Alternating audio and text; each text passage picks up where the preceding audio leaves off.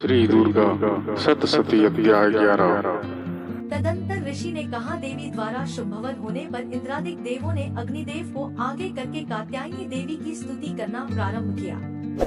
देवताओं के सफलमनोरथ होने से उनका मुखमंडल चमक रहा था और प्रकाश से दसों दिशाएं उद्भासित हो रही थी। इसके बाद देवताओं ने कहा, शरणागत की पीड़ा विनाशिनी देवी, आप हमारे ऊपर प्रसन्न होइए। संपूर्ण विश्व की जननी, प्रसन्न हो। हे विश्वेश्वरी, इस समस्त विश्व का परित्राण करो। देवी, तुम ही निखिल ब्रह्मांड की एकमात्र अधिष्ठात्री हो। इस विश्व की आधारशिला तुम ही हो, क्योंकि पृथ्वी के रूप में तुम्हारी अवस्थिति है। हे देवी, तुम्हारा पराक्रम अतुलनीय है। तुम ही जल के रूप में स्थित होकर समस्त विश्व को तृप्ति प्रदान करती हो। तुम अनंत बलशालिनी वैष्णवी शक्ति हो। इस संसार की कारण रूपिणी परा माया तुम ही हो। हे देवी, तुम्ही ने इस संपूर्ण जगत को मोहग्रस्त कर रखा है। तुम्हारी कृपा होने से ही जीव पृथ्वी पर रहकर मोक्ष का अधिकारी बनता है। हे देवी, तुम्हारे भिन्न भिन्न रूपों में जगत की संपूर्ण विद्याएं निहित है। इस विश्व की समस्त नारियां तुम्हारी ही प्रतिमूर्ति है। हे जगत जननी, तुमने ही संपूर्ण विश्व को व्याप्त कर रखा है, अतएव तुम्हारी स्तुति अकथनीय है। तुम सभी स्तुत्य वस्तुओं से परे तथा परावाणी हो। तुम स्वर्ग प्रदायिनी एवं मोक्षदायिनी के रूप में सर्वस्वरूपिणी हो। अतः तुम्हारी स्तुति इसी में समाप्त हो गई। तुम्हारी स्तुति के लिए इसके अतिरिक्त दूसरी बात और क्या हो सकती है। प्राणी मात्र के हृदय में बुद्धि रूप से स्थित स्वर्ग तथा मोक्षदायिनी नारायणी देवी, तुम्हें हमारा नमस्कार है। कला, काष्ठा आदि रूपों में क्रमशः परिणाम की ओर उन्मुख करने वाली तथा विश्व के उपसंहार में समर्थ नारायणी, तुम्हें मेरा प्रणाम है। हे नारायणी, सभी मांगलिक पदार्थों को देने वाली तुम मंगलमयी हो। तुम ही कल्याणकारिणी शिवस्वरूपिणी हो। समस्त पुरुषार्थों को प्रदान करने वाली शरणागत वत्सला, त्रिनेत्रा और गौरी हो। तुम्हें मेरा अभिवादन है। तुम उत्पत्ति, पालन एवं सहार की शक्तिभूता सनातनी देवी, गुणाधार तथा सर्वगुण संपन्न हो। है नारायणी, तुम्हें मेरा प्रणाम है। शरणागत, निराश्रितों, दलितों आदि की रक्षा में तत्पर एवं समस्त क्लेश नाशिनी नारायणी देवी, तुम्हें मैं प्रणाम करता हूँ। नारायणी देवी, तुम हंसारूढ़ होकर ब्रह्माणी के वेश में पुष्पमिश्रित जल का प्रोक्षण करती रहती हो। तुम्हें मेरा नमस्कार है। माहेश्वरी रूप से त्रिशूल, चंद्रमा एवं नागों की धारिणी तथा वृषभ पृष्ठ पर आरूढ़ होने वाली नारायणी देवी, तुम्हें मेरा प्रणाम है। मयूरों तथा कुक्कुटों, मुर्गों से आवृत महाशक्ति धारिणी कौमारी रूप में स्थित निष्पापे नारायणी, तुम्हें मैं नमस्कार करता हूँ। शंख, चक्र, गदा एवं शरझायु धारिणी वैष्णवी शक्ति संपन्ना नारायणी, तुम मेरे पर प्रसन्न हो।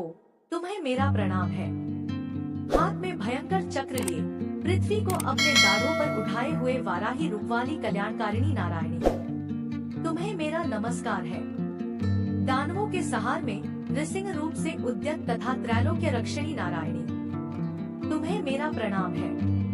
दाढ़ों के कारण विकराल मुखवाली, मुंडमाला से विभूषित मुंडमर्दिनी चामुंडारूपिणी नारायणी, तुम्हारा मैं अभिवादन करता हूँ। लक्ष्मी, लज्जा, महाविद्या, श्रद्धा, पुष्टि, स्वधा, ध्रुवा, महारात्रि तथा अविद्यारूपिणी नारायणी, तुम्हें मेरा नमस्कार है। मेधा, सरस्वती, श्रेष्ठा, ऐश्वर्य स्वरूपा, पार्वती, महाकाली, संयमशीला तथा सर्वाधिष्ठात्री नारायणी, तुम्हें मेरा नमस्कार है। सर्वरूपा, सर्वेश्वरी, सर्वशक्ति संपन्ना, दिव्य रूपा दुर्गे देवी, आप हमारी सभी भीतियों से रक्षण करें। तुम्हें मैं प्रणाम करता हूँ। हे कात्यायनी, त्रिनेत्रों से सुशोभित तुम्हारा सौम्य मुखमंडल संपूर्ण भयों से मेरा त्राण करे। तुम्हें मेरा नमस्कार है। भद्रकाली, ज्वालाओं की लपट से प्रज्वलित अत्यंत भीषण एवं संपूर्ण दानवों का संहारक तुम्हारा त्रिशूल हमारी रक्षा में समर्थ हो। तुम्हें मेरा प्रणाम है। जिसकी ध्वनि संपूर्ण विश्व में व्याप्त होकर दानवों को श्रीहत कर देती है। तुम्हारा घंटा हम लोगों का समस्त पापों से उसी प्रकार त्राण करे, जिस प्रकार माँ अशुभ कर्मों से अपने पुत्रों की रक्षा करती है। हे चंडिके, दानवों के वसा, चर्बी एवं रक्तरंजित तुम्हारे हाथ में शोभा पाने वाला खड्ग हमारा त्राण करे। तुम्हें मेरा प्रणाम है। हे देवी, तुम्हारी प्रसन्नता से ही समस्त व्याधियों का शमन होता है। कुपित होने पर मनोरथ का नाश होता है। जो लोग तुम्हारे शरणापन्न हैं, उन पर कभी विपत्ति के बादल नहीं मंडराते। तुम्हारा शरणागत प्राणी अन्यों का आश्रयदाता हो जाता है।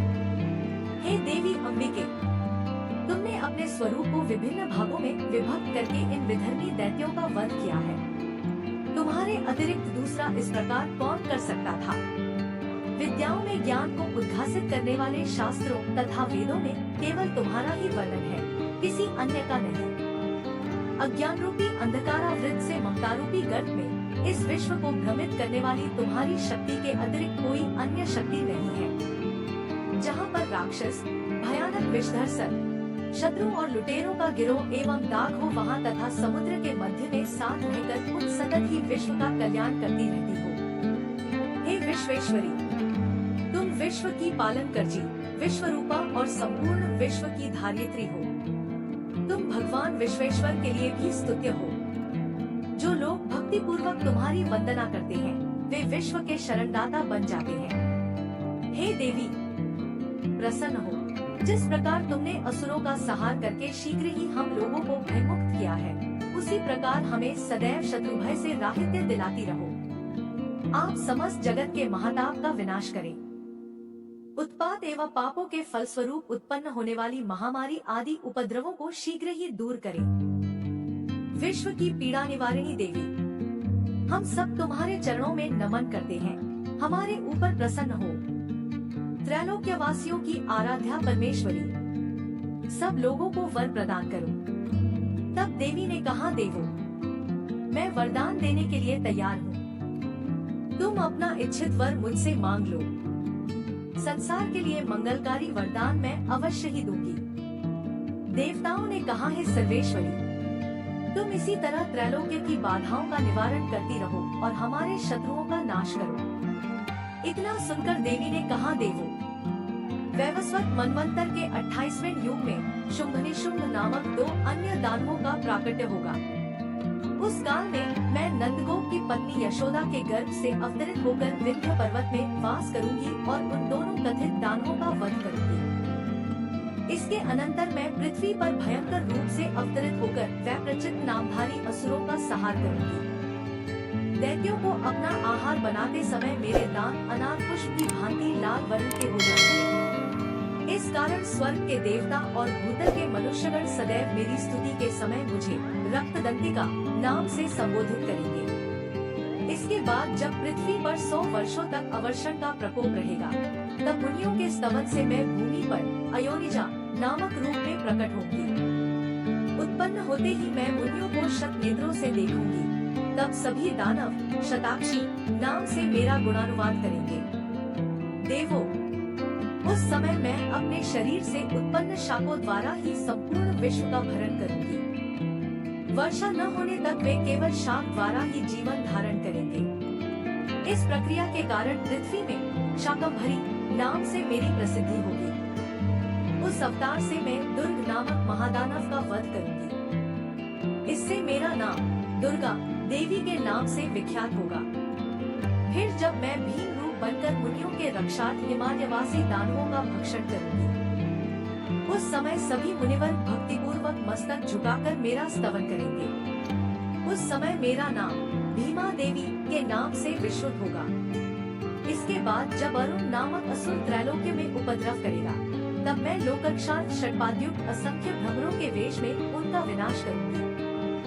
उस समय सभी लोग मुझे भ्रामरी नाम से संबोधित करेंगे। इसी प्रकार मैं सदा ही आसुरी उत्पात होने पर अवतार धारण कर शत्रुओं का संहार करूंगी।